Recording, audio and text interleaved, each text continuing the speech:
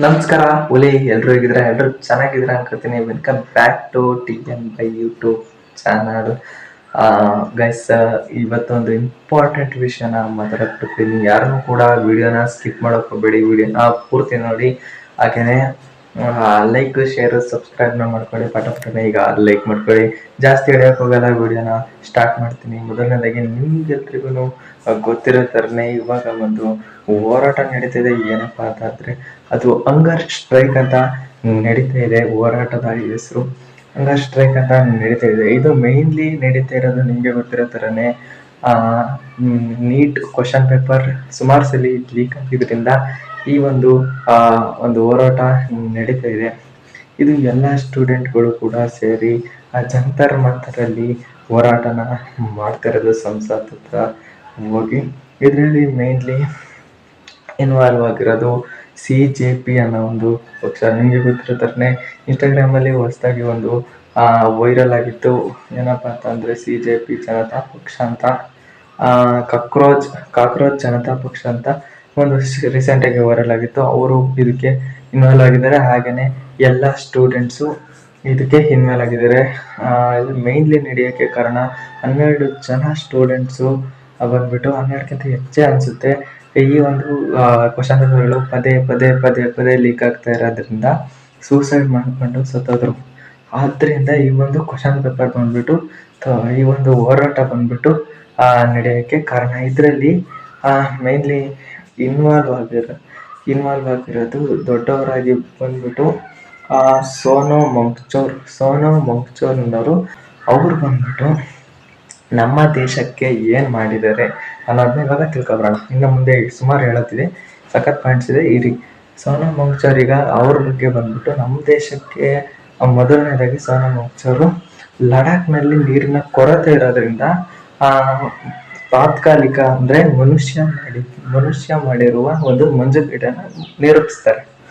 ಆವಾಗ ಬಡವರಿಗೆ ರೈತರಿಗೆಲ್ಲ ಸಖತ್ ಹೆಲ್ಪ್ ಆಗುತ್ತೆ. ಸೂರ್ಯನ ಕಿರಣದಿಂದ ಮಂಜುಗಡ್ಡೆ ಕರಗಿಬಿಟ್ಟು ನೀರು ಹಾಕಿ ಬಂದು ಇದು ಬಡವರಿಗೆಲ್ಲ ಸಖತ್ತು ಹೆಲ್ಪ್ ಆಗುತ್ತೆ. ಅದು ಒಂದು ಉಪಯೋಗ. ಮತ್ತು ಇನ್ನು ಸಖತ್ತು ಉಪಯೋಗಗಳನ್ನ ಮಾಡಿದ್ದಾರೆ. ಹಾಗೆಯೇ ಈ ಒಂದು ಹೋರಾಟಕ್ಕೂ ಕೂಡ ಇವರು ಮೇನ್ಲಿ ಭಾಗಿಯಾಗಿದ್ದಾರೆ. ಓಕೆ, ಇವರು ಈ ಹೋರಾಟ ಒಂದು ಸಂಸ್ಥಾಪಕ. ನೆಕ್ಸ್ಟ್, ಈ ಹೋರಾಟ ಹುಟ್ಟಕ್ಕೆ ಮೇನ್ಲಿ ಕಾರಣ ನಮ್ಮ ಎಜುಕೇಶನ್ ಮಿನಿಸ್ಟರ್ ಯಾರಿದ್ದಾರೆ ಅವರು ಇದಕ್ಕೆ ಮೇನ್ಲಿ ಕಾರಣ. ಧರ್ಮೇಂದರ್ ಪ್ರಧಾನ್. ಅಲ್ಲಿ ಪದೇ ಯಾಕೆ ನೋಡ್ತಿದ್ದೀನಪ್ಪ ಅಂತಂದರೆ ನಾನು ಮೇನ್ ಪಾಯಿಂಟ್ಸ್ಗಳನ್ನ ಒಂದು ಎಕ್ಸಸೈಸಲ್ಲಿ ಬರ್ದಿಟ್ಟಿದ್ದೀನಿ. ಅಲ್ಲಿ ಹೋಗಿ ನೋಡ್ಕೊಂಡು ಹೇಳ್ತೀನಿ. ಧರ್ಮೇಂದರ್ ಪ್ರಧಾನ್ ಅವರು ಇದಕ್ಕೆ ಎಜುಕೇಶನ್ ಮಿನಿಸ್ಟರ್ ಅವರು ಇದಕ್ಕೆ ಮೇನ್ಲಿ ಕಾರಣ. 7 ಮೇನ್ ಕ್ವಶನ್ ಪೇಪರ್ಗಳು ಲೀಕ್ ಆಗಿದ್ದಾವೆ. 7 ಮೇನ್ ಕ್ವಶನ್ ಪೇಪರ್ಗಳು ಅಂದರೆ ನೀಟ್ ಆಗಿರ್ಬೋದು, CET ಆಗಿರ್ಬೋದು, ಈ ಥರದ್ದು 7 ಲೀಕ್ ಆಗಿದ್ದಾವೆ. 7 ಕ್ವಶನ್ ಪೇಪರ್ಗಳು ಮೇನ್ ಲೀಕ್ ಆಗಿದ್ದಾವೆ. ಅದರಲ್ಲೂ ನೀಟ್ ಕ್ವಶನ್ ಪೇಪರು ಜಾಸ್ತಿ ಲೀಕ್ ಆಗಿರೋದು. ಹಾಗಾಗಿ ಇದರಿಂದ ಈ ಒಂದು ಹೋರಾಟ ನಡೀಲಿಕ್ಕೆ ಕಾರಣ. ಅದರಲ್ಲಿ ನೆಕ್ಸ್ಟ್ ಬರ್ತಿದ್ದಾರೆ. ಈಗ ಇರೋದು ರಿಯಲ್ ಟ್ವಿಸ್ಟ್. ಈ CJP ಏನಿದಾರಲ್ಲ ಇವ್ರು ಬಂದ್ಬಿಟ್ಟು ಈ ಹೋರಾಟದ ಮುಖಾಂತರ ಬೇರೆ ಕಡೆ ಹೋಗ್ತಾ ಇದ್ದಾರೆ. ಏನಪ್ಪ ಅಂತಂದರೆ ಮೊದಲನೇದಾಗಿ ಈ ಹೋರಾಟ ಪ್ರಾಪರಾಗಿ ಬಂದಿದ್ದು ನಿಮಗೆ ಗೊತ್ತಿರೋನೆ ನೀಟ್ ಎಕ್ಸಾಮ್ ಕ್ವಶನ್ ಪೇಪರ್ ಮತ್ತು ಇವರು ರಿಟೈರ್ಡ್ ಆಗೋದ್ರ ಬಗ್ಗೆ.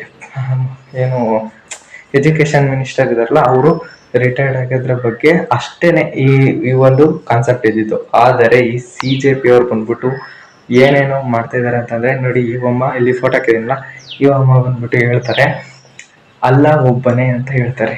ಇಲ್ಲಿ ಬಂದ್ಬಿಟ್ಟು ಹಿಂದೂ ಧರ್ಮಕ್ಕೆ ಏಟ್ ಬಿತ್ತು ಅಲ್ವಾ? ರೈಟ್, ಅಲ್ಲಾ ಒಬ್ಬನೇ. ಆ ವಿಡಿಯೋ ಇನ್ಸ್ಟಾಗ್ರಾಮಲ್ಲಿದೆ ನೋಡಿ. ಇಲ್ಲಿ ಯೂಟ್ಯೂಬ್ನಲ್ಲಿ ಹಾಕಿದ್ರೆ ಕಾಪಿರೈಟ್ ಬರ್ಬೋದು, ಹಾಗಾಗಿ ಹಾಕಿಲ್ಲ. ಅಲ್ಲಾ ಒಬ್ಬನೇ ಅಂತ ಏನೋ ಪದ್ಯದ ಮುಖಾಂತರ ಹೇಳ್ತಾರೆ ಹಿಂದಿಲಿ.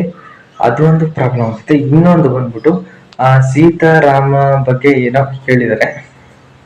ಅದು ಒಂದು ಈ ಥರ ಎಲ್ಲ ಬಂದ್ಬಿಟ್ಟು ಹಿಂದೂ ಧರ್ಮಕ್ಕೆ ಅವಮಾನ ಮಾಡ್ತಿದ್ದಾರೆ ಈ CJP ಅವರು. ಅದೇ ಅಡ್ವಾಂಟೇಜ್ನ ತಗೊತಾ ಇದ್ದಾರೆ. ಇಲ್ಲಿ ಬಂದ್ಬಿಟ್ಟು ಏಟ್ ಬೀಳ್ತಾ ಇರೋದು ಒಂದು ಬಂದ್ಬಿಟ್ಟು BJP ಪಕ್ಷದವ್ರಿಗೆ ಏಟ್ ಬೀಳ್ತಾ ಇದೆ. ಇವ್ರನ್ನ ಎಷ್ಟು ಬೇಗ ರಿಟೈರ್ಡ್ ಮಾಡ್ತಾರೋ ಅಷ್ಟು ಬೇಗ BJP ಪಕ್ಷದವ್ರಿಗೆ ಒಳ್ಳೇದು ಅಂತ ಹೇಳಲಿಕ್ಕೆ ನನ್ನ ಮನಸ್ಸು. ಇನ್ನೊಂದು ಬಂದ್ಬಿಟ್ಟು ಸ್ಟೂಡೆಂಟ್ಗಳಿಗೆ ಪೊಲೀಸವರು ಯಾವ ರೀತಿ ಹೊಡಿತಾ ಇದ್ದಾರೆ ಅಂತಂದ್ರೆ, ಏನೋ ಒಂಥರ ಭಯೋತ್ಪಾದಕರು ಬಂದು ಹೋರಾಟ ಮಾಡಿದಂಗೆ, ಭಯೋತ್ಪಾದಕರು ಬಂತ ಈ ತರ ಬಂದ್ಬಿಟ್ಟು ಸಖತ್ತು ಸ್ಟೂಡೆಂಟ್ಗಳಿಗೆ ಹೊಡಿತಾ ಇದ್ದಾರೆ. ಅದಂತೂ ಮೇನ್ಲಿ ನಮಗೆ ತೊಂದರೆ ಆಗುತ್ತೆ. ಹಾಗೆ ನೋಡಿ ಇಲ್ಲಿ ಒಬ್ಬ ಕೈ ತಿರ್ಸ್ತೀನಿ, ಸಖತ್ತು ಟೈಮ್ ಆಯ್ತು. ಇಲ್ಲೇ ನೋಡಿ ಇಲ್ಲಿ ಬರ್ತಿಡ್ಕೊಂಡಿದ್ದೀನಿ ಮೈನ್ ಪಾಯಿಂಟ್ಸ್ಗಳನ್ನ. ಇದಕ್ಕೆ ಬಂದ್ಬಿಟ್ಟು ಈ ತರ ಹೊಡೆಯೋದಕ್ಕೆ ಬಂದ್ಬಿಟ್ಟು ನನ್ನ ಒಂದು ಸಖತ್ತು ಐಡಿಯಾ ಇದೆ ಗೈಸ್. ಮೊದಲನೇದಾಗಿ ನೀವು ಯಾರನ್ನೂ ಕೂಡ ಪಡಿಸ್ಕೊಬಾರ್ದಂದ್ರೆ ಇಂಡಿಯನ್ ಫ್ಲಾಗ್ನ ಬಂದ್ಬಿಟ್ಟು ಮೈ ಮೇಲೆ ಸುತ್ಕೊಂಡು ಹೋಗಿ. ಇದು ನಮಗೆ ಅಂತಾನೆ ಅಂಬೇಡ್ಕರ್ ಅವರು ಹೋರಾಟ ಮಾಡೋದನ್ನ ಸ್ಟೂಡೆಂಟ್ಗೆ ಅಥವಾ ಎಲ್ರಿಗೂ ಕೂಡ ಎಜುಕೇಶನ್ ಅಂತ ಅದಕ್ಕೆ ಅಂಬೇಡ್ಕರ್ ಅವರು ಸಂವಿಧಾನದಲ್ಲಿ ಬರೆದಿಟ್ಟು ಹೋಗಿದ್ದಾರೆ, ನಾವು ರೈಟ್ನ ಕೇಳ್ಬೋದು ಅಂತ. ಇದು ರೈಟ್ನ ಕೇಳೋದ್ರಲ್ಲಿ ಯಾವುದೇ ಪ್ರಾಬ್ಲಮ್ ಇಲ್ಲ. ಆದ್ರೂ ಕೂಡ ಈ ಪೊಲೀಸರು ಹೊಡಿತಿರೋದು ಅವ್ರದ್ದೇ ತಪ್ಪಿದೆ. ಹಾಗಾಗಿ ನಾವು ಹೊಡಿಸ್ಕೋಬಾರ್ದು ಅಂತಂದ್ರೆ ಇಂಡಿಯನ್ ಫ್ಲಾಗ್ನ ಮೈ ಮೇಲೆ ಸುತ್ಕೊಂಡು ಹೋಗ್ಬೇಕು. ಆಮೇಲೆ ಸ್ವಾತಂತ್ರ್ಯ ಹೋರಾಟಗಾರರಿದಾರಲ್ಲ, ಎಷ್ಟು ಜನ ಸ್ವಾತಂತ್ರ್ಯ ಹೋರಾಟಗಾರರಿದ್ದಾರೆ, ಅವರ ಎಲ್ಲ ಗೆಟಪ್ಗಳನ್ನ ನೀವು ಒಬ್ಬೊಬ್ರು ಹಾಕೋ ಹೋಗ್ಬೇಕು.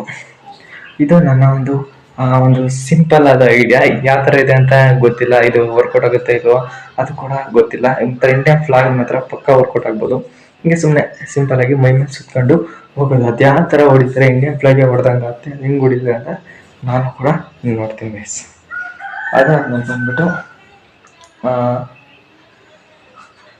ಇನ್ನೊಂದು ಗೈಸ್, ಮತ್ತು ಇದನ್ನು ಮೇಯ್ನ್ಲಿ ಫಸ್ಟ್ಲೇ ಹೇಳಬೇಕಿತ್ತು, ಆದರೆ ಈಗ ಹೇಳ್ತಾ ಇದ್ದೀನಿ, ಸಾರಿ. ಮೇಯ್ನ್ಲಿ ಗೈಸ್ ಈ ಕೈಗೆ ತಾಂತೀನಿ ತಡ್ರಿ, ಮೊದಲು ಮೊಬೈಲ್ ಈಗ ಹೆಂಗೆ ಕಾಣುತ್ತಾ ಗೊತ್ತಾಯ್ತಲ್ಲ, ಕೈ ನೋವು ಬರ್ತಿದೆ. ಓಕೆ, ಮೇಯ್ನ್ಲಿ ಇನ್ನೊಂದು ಹೇಳ್ಬೇಕಂತ ಐತೆ. ಆ ಒಂದು ಸ್ಮೋಕ್ನ ಅಣಿತಾ ಇದ್ದಾರೆ ಅಲ್ವಾ ಪೊಲೀಸ್ನವ್ರು ಬಂದ್ಬಿಟ್ಟು, ಆ ಸ್ಮೋಕ್ನ ದಯವಿಟ್ಟು ಅಣಿಯಕ್ಕೆ ಹೋಗ್ಬಿಡಿ.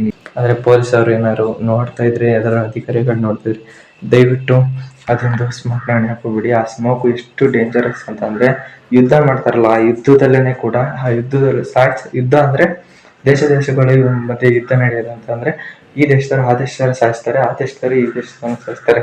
ಅವರೇ ಅದನ್ನ ಬ್ಯಾನ್ ಮಾಡಿದ್ದಾರೆ ಆ ಸ್ಮೋಕ್ನ.